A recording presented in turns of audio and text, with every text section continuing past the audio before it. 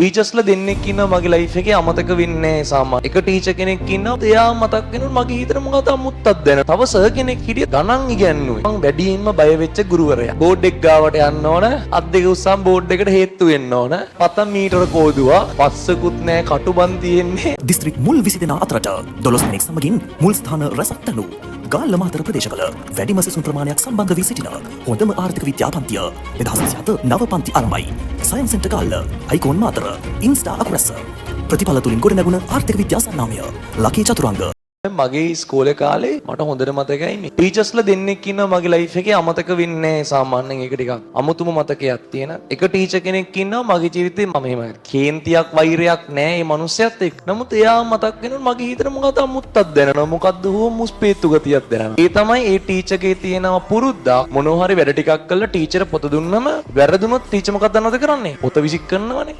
පොත විසික් කළා ගහනවා නැත්නම් පොත විසික් කළා දානවා. ඔයාලට පොත් කවර වෙනමයි පොත වෙනමයි යනවා. පොත පියාඹන. එතකොට ඒක අර මගේ හිතේ සෑහෙන කාවැදුන. තව සර් කෙනෙක් හිටිය ගණන් ඉගැන්නුවේ. ඒ සර් නම් මගේ ලයිෆ් එකේ මං අතටත් මාර මාදරේ මිනිස්සෙට. මගේ ජීවිතේ මං වැඩියෙන්ම බය වෙච්ච ගුරුවරයා. ගණන් උගන්වන්නේ ඒ සර්. චක්‍රේ පුංචි කාලේ පාඩම් වෙන්න ඕනනේ.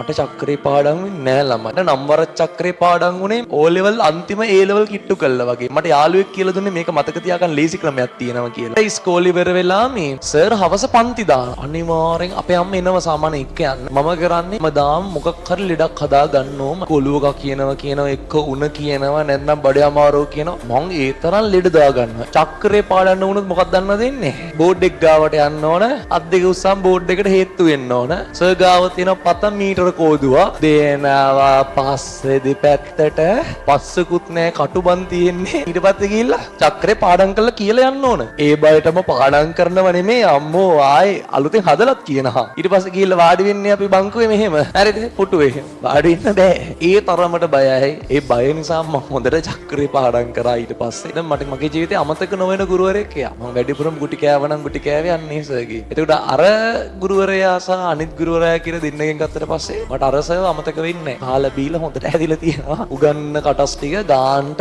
අවශෝෂණය කරගත්ත සමහරක් වෙලාවට බලහත්කාරයෙන් හරි උගන්නන එක ගුටියක් ගහලා අපි උතර වැඩ ටික කරනවා. උඹලටත් ගුටි ගහන්නේ ආදරේ තරහට නෙමෙයි.